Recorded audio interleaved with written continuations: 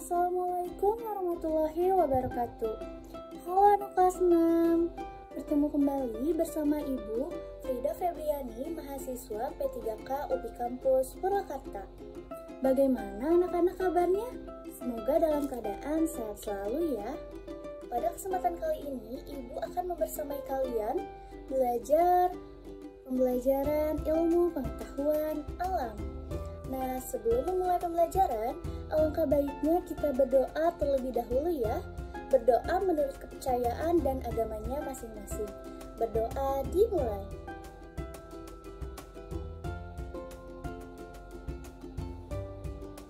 Amin, berdoa dicukupkan. Baik anak-anak, pembelajaran hari ini kita akan belajar ilmu pengetahuan alam kelas 6. Adapun kita dapat melihatnya di tema 3, subtema 2 mengenai penemuan dan manfaatnya. Nah, kita akan membahas mengenai rangkaian listrik. Baik anak-anak, pembelajaran kali ini kita akan belajar ilmu pengetahuan alam ya. Kelas 6, tema 3, subtema 2 mengenai penemuan dan manfaatnya. Dengan materi pokoknya itu membahas rangkaian listrik dan menghemat energi listrik.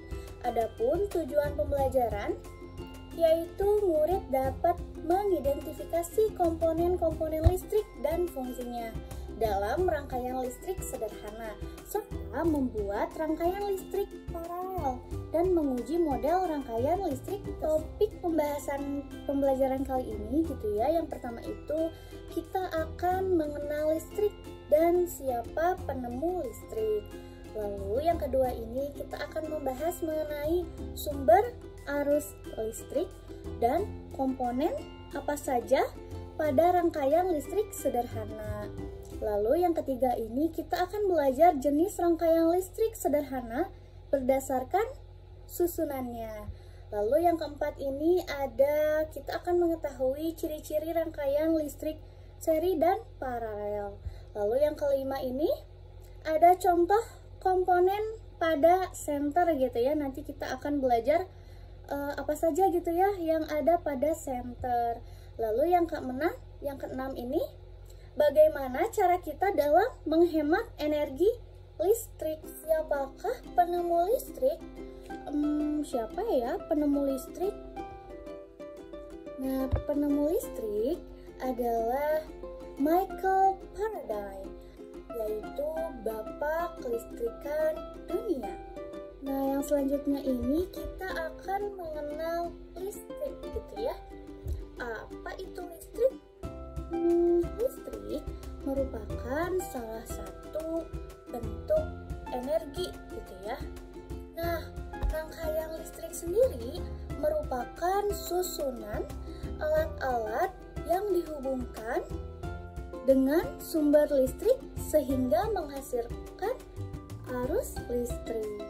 Nah, yang selanjutnya ini kita pernah mendengar tidak mengenai konduktor dan isolator. Nah, di sini apa ya konduktor dan isolator itu? Nah, di sini konduktor adalah bahan atau benda yang menghantarkan panas atau listrik dengan baik. Nah, di sini ada contohnya itu kawat tembaga, lalu ada sendok perak. Nah, sedangkan apa ya isolator itu? Nah, isolator adalah bahan atau benda yang tidak dapat menghantarkan panas atau listrik dengan baik. Dimana contohnya itu ada balon karet, ada ban karet, ada berlian, listrik. Oke. Nah, di sini terlihat ya rangkaian arus listrik gitu ya nih. Arus listrik. Nih. Di gambar gitu ya terlihat bahwa jika saklar dalam keadaan tertutup atau on, maka arus listrik dapat mengalir gitu ya. Mengalirnya dari mana? Dari kutub positif dan negatif. Jadi terhubung gitu ya. Kutub positif dan kutub negatif ini terhubung. Jadi arus listrik dapat mengalir.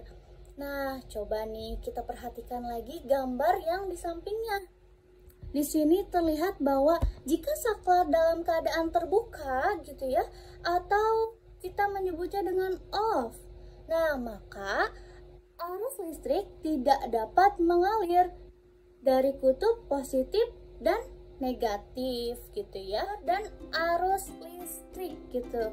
Nah, arus listrik dihasilkan dari sumber listrik. Nah, sumber listrik ini memiliki dua kutub, yaitu kutub positif dan kutub negatif. Lalu, arus listrik dapat mengalir apabila terjadi perbedaan potensial listrik gitu ya. Nih, jadi ya, tadi kutubnya sumber listrik itu ada dua ya, ada kutub positif dan kutub negatif, di mana kutub positif ini merupakan daerah dengan potensial yang tinggi. Lalu kutub negatif ini merupakan daerah yang potensial rendah gitu. Nah, di sini ada contoh sumber arus listrik. Ada baterai, ada aki, ada dinamo, dan ada jeng.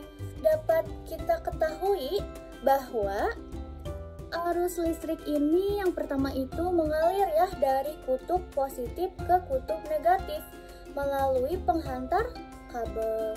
Dengan kutub positifnya ini potensialnya tinggi ya. Lalu untuk negatifnya ini, kutub negatifnya potensialnya rendah. Lalu listrik juga hanya dapat mengalir dalam sebuah rangkaian tertutup yang dihubungkan dengan kabel.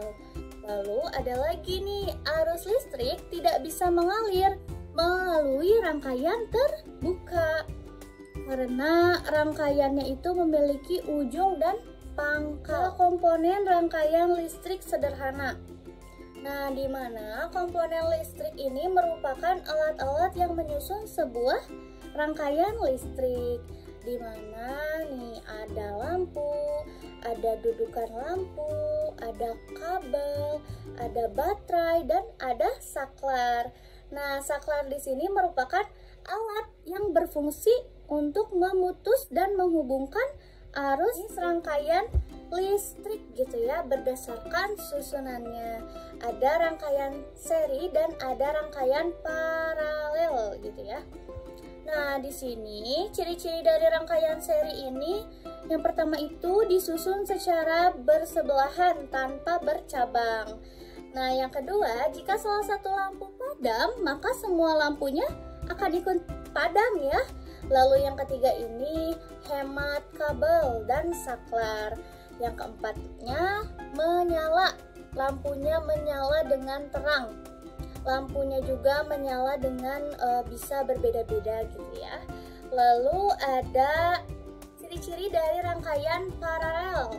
Nah, di sini yang pertama itu disusun secara bercabang.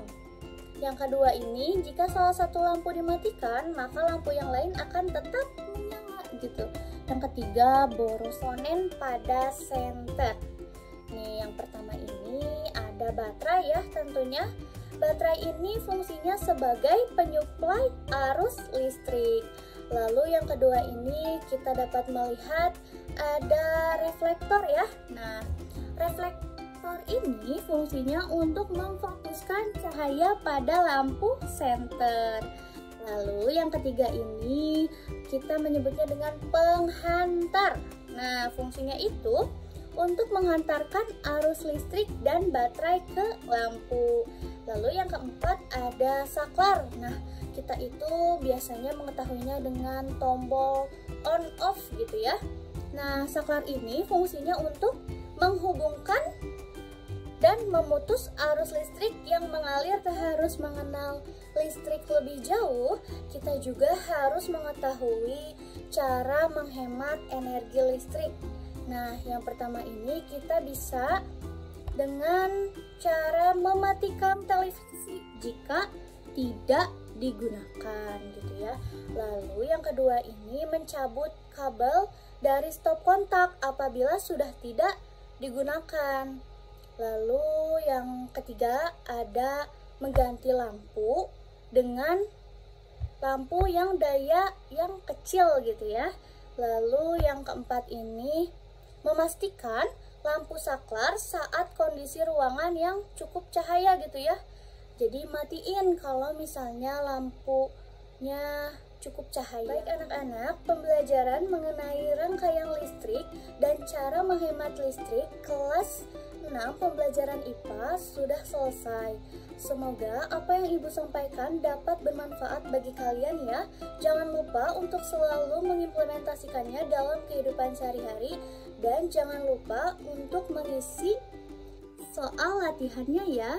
Terima kasih telah memperhatikan dengan seksama. Wabillahi taufiq wal hidayah. Wassalamualaikum warahmatullahi wabarakatuh. Terima kasih anak-anak. Sampai jumpa di pembelajaran selanjutnya.